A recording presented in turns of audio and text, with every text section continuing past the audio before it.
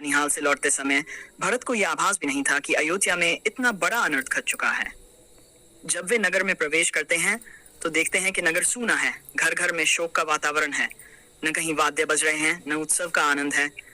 चारों ओर उदासी और आंसुओं का सागर फैला हुआ है। भरत का हृदय कांप उठा। उन्होंने सोचा, ये कौन सा दुख नगरवासियों पर टूट पड़ा है। धीरे धीरे उन्हें पता चला कि महाराज दशरथ अब नहीं रहे और श्री राम को वनवास देकर वे प्राण छोड़ गए। ये सुनते ही भरत का हृदय चीत्कार कर उठा। मातृ भवन की ओर शोक और क्रोध से भरे भरत जब अपनी माता कैकेयी के महल में प्रवेश करते हैं तो उनके चेहरे पर अग्नि की लपटें साफ छलक रही थीं।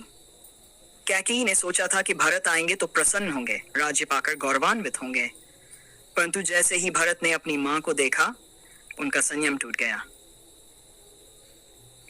संवाद का आरंभ भरत, माता, आपने ये क्या कर डाला? आपने अपने ही हाथों से अयोध्या को शोक और अपमान की अग्नि में झोंक दिया।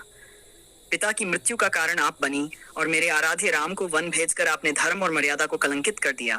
क्या यही आपका मातृत्व है? उठकर शांत हो जाओ। मैंने जो किया वह तुम्हारे भविष्य के लिए किया। मैंने तेरे लिए ही वरदान मांगा था, तू अयोध्या का राजा बनेगा। यह सोचकर ही मैंने राम को वनवास दिलवाया। भरत का आक्रोश। भरत का चेहरा क्रोध से तमतमा उठा। मां, यदि यही तुम्हारी ममता है तो यह मेरे लिए विष के समान है। मुझे राज्य की इच्छा कभी नहीं रही। राम मेरे बड़े भाई हैं, वे मेरे स्वामी और आराध्य हैं। क्या पुत्र का कर्तव्य यही है कि अपने भाई का अधिकार छीन ले? नहीं माता, मैं ऐसे पाप का भागीदार नहीं बनूंगा। भरत, आपने अपने स्वार्थ के लिए न केवल राम को कष्ट दिया बल्कि महाराज दशरथ के प्राण भी ले लिए। अयोध्या की समस्त प्रजा दुख में डूबी हुई है। जिस सिंहासन को पाने के लिए आपने यह सब किया, वह सिंहासन मेरे लिए श्मशान की चिता है। कैकेयी का बचाव। कैकेयी अपने अपराध बोध को छुपाते हुए बोली, कैकेयी पुत्र, मैंने जो कुछ किया वह तेरे हित के लिए ही किया। ये राज्य तेरा अधिकार है। अब जब पिता नहीं रहे तो तू ही अयोध्या का राजा है। राम तो वन में जा चुके हैं, अब उन्हें वापस लाना संभव नहीं। भारत का हृदय धर्म और भाई के प्रति निष्ठा से भरा हुआ था। भरत, नहीं माता, यदि मैं इस राज्य को स्वीकार करूं तो मैं सदैव अपराधी कहलाऊंगा। राम के बिना यह राजगद्दी मुझे स्वीकार नहीं।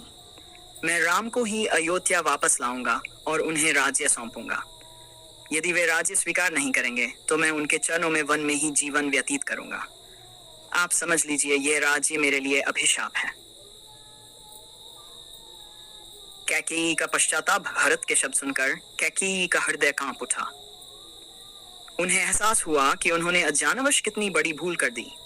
वह पुत्र जो उनके लिए राज्य लाने हेतु वनवास स्वीकार करने को तैयार था, वही पुत्र राज्य ठुकराकर भाई के चरणों में जीवन बिताने को तैयार है। कैकेयी की आंखों से आंसू बह निकले। पुत्र भरत, मैंने अजानवश जो किया उसके लिए मुझे क्षमा कर दो। मुझे अब अपने अपराध का एहसास हो गया है। तुझ जैसा धर्मनिष्ठ और राम जैसा मर्यादा पुरुषोत्तम पुत्र पाकर भी मैंने मोहवश इतना बड़ा पाप कर दिया। मैं जीवन भर इस कलंक से मुक्त नहीं हो सकूंगी। भरत का संकल्प। भरत ने माता को शांत किया, किंतु उनके शब्दों में दृढ़ता थी। भरत, माता, अब पश्चाताप करने से कुछ नहीं होगा। मैं चित्रकूट जाऊंगा, राम के चरणों में गिरूंगा और उनसे अयोध्या लौटने की विनती करूंगा। यदि वे नहीं लौटेंगे तो मैं उनके खड़ाओं को सिंहासन पर रखकर प्रजा का पालन करूंगा। राज्य मेरा नहीं, सदैव राम का ही रहे।